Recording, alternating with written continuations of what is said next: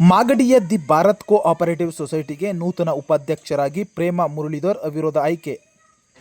ಏನಿಲ್ಲ, ನಾನು 2ನೇ ಟರ್ಮ್ಗೆ ಅವಿರೋಧವಾಗಿ ಬ್ಯಾಂಕ್ಗೆ ಆಯ್ಕೆಯಾಗಿದ್ದೆ. ಮೊದಲನೇ ಟರ್ಮ್ಗೆ ನಾನು ಉಪಾಧ್ಯಕ್ಷರು ಕೇಳಿಕೊಂಡಿದ್ದೆ. ಆವಾಗ ನಾಗರಾಜ್ ಅವ್ರಿಗೆ ಬಿಟ್ಕೊಟ್ಟಿದ್ವಿ. ಈಗ ಅವರು ರಾಜೀನಾಮೆಯಿಂದ ತೆರವಾಗಿದ್ದ ಸ್ಥಾನಕ್ಕೆ ಈ ಸರಿ ಮಹಿಳೆಯರಿಗೊಂದು ಅವಕಾಶ ಕೊಡಬೇಕು ಅಂತ ಎಲ್ಲ ನಿರ್ದೇಶಕರನ್ನು ಕೇಳಿಕೊಂಡಿದ್ದೆ. ಹಾಗಾಗಿ ಅಧ್ಯಕ್ಷರು ನಿರ್ದೇಶಕರೆಲ್ಲ ಸೇರಿ ನನ್ನನ್ನು ಅವಿರೋಧವಾಗಿ ಉಪಾಧ್ಯಕ್ಷರಾಗಿ ಆಯ್ಕೆ ಮಾಡಿದ್ದಾರೆ. ಎಲ್ರಿಗೂ ಧನ್ಯವಾದಗಳನ್ನ ಅರ್ಪಿಸ್ತೇನೆ. ಸ್ವಾತಂತ್ರ್ಯೋತ್ಸವ ಮುನ್ನ ದಿನ ಒಬ್ಬ ಮಹಿಳೆಯರಿಗೆ ಸ್ವತಂತ್ರ ಕೊಟ್ಟಂಗಾಗಿದೆ. ಎಲ್ರಿಗೂ ನಾನು ಧನ್ಯವಾದ ಅರ್ಪಿಸ್ತೀನಿ. ನೀವು ಡೈರೆಕ್ಟರ್ ಆಗೋದಕ್ಕೆ ಕಾರಣೀಭೂತರು ಯಾರು?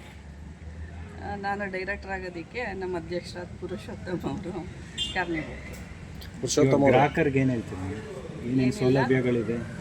ನಮ್ಮ ಬ್ಯಾಂಕು ಇಷ್ಟು ವರ್ಷಗಳಿಂದನೂ ಅಭಿವೃದ್ಧಿಯತ್ತ ದಾಪುಗಾಲ ಹಾಕ್ಕೊಂಡು ಬಂದಿದೆ. ಒಳ್ಳೆ ಹೆಸರಿದೆ ಬ್ಯಾಂಕಿಗೆ.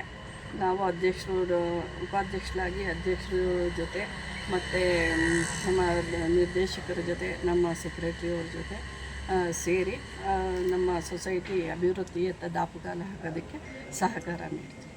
ಏನು ಸೂಚನೆ ಇಲ್ಲ. ಲೆಕ್ಕೇಗೌಡರು, ದೇವಂತ ಲೆಕ್ಕೇಗೌಡರು ನಮ್ಮ ತಾಲೂಕು ಹಿಂದುಳಿದ ತಾಲೂಕಾದಾಗ ಹಿಂದೆ ಸುಮಾರು 25-28 ವರ್ಷದ ಹಿಂದೆ ಬ್ಯಾಂಕ್ನ ಸ್ಥಾಪನೆ ಮಾಡಿ ಬಡ ಜನತೆ ಮತ್ತು ಅಧಿಕಾರಿಗಳಿಗಾಗಲಿ ಒಂದು ಕೂಲಿ ಕಾರ್ಮಿಕರಿಗಾಗಲಿ ಅನುಕೂಲ ಕಲಿಸ್ಕೊಡ್ಬೇಕು ಅಂತ ಬ್ಯಾಂಕ್ ಸ್ಥಾಪನೆ ಮಾಡಿದರು.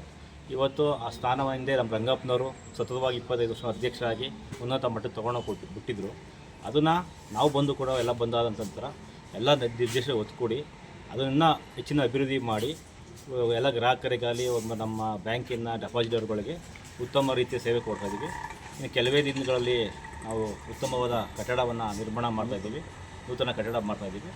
ಸಾಧಾರಣವಾಗಿ ಎಲ್ಲ ಸದಸ್ಯರುಗಳಿಗೆ ಒಳ್ಳೆಯ ರೀತಿಯಲ್ಲಿ ಅವ್ರಿಗೆ ಇವತ್ತು ಡೆಪಾಸಿಟ್ ಇರ್ಬೋದು, ಅವರ ಭದ್ರತೆಗೆ ನಾವು ಎಲ್ಲ ಕಾವಲುಗಾರ ಆಗಿ ಕಾಯ್ತಾ ಇದ್ದೀವಿ. ಅವ್ರನ್ನ ಚ್ಯುತಿ ತರದಂಗೆ ಸದಸ್ಯಕ್ಕೆ ನಾವು ನಡ್ಕೊತಾ ಇದ್ದೀವಿ. 24-25ನೇ ಸಾಲದಲ್ಲಿ ಏನು ಲಾಭದಲ್ಲ ಐತೆ? ಈ ಮೊನ್ನೆ ಆಯ್ತಲ್ಲ, ಅದು general body, next month general body ಐತೆ. ಜನರಲ್ ಬಾಡಿಲಿ ಅನೌನ್ಸ್ ಮಾಡ್ತೀವಿ ಅದನ್ನು ಏನು ಲಾಭ ಇದೆ, ಉತ್ತಮವಾದ ಲಾಭ ಇದೆ.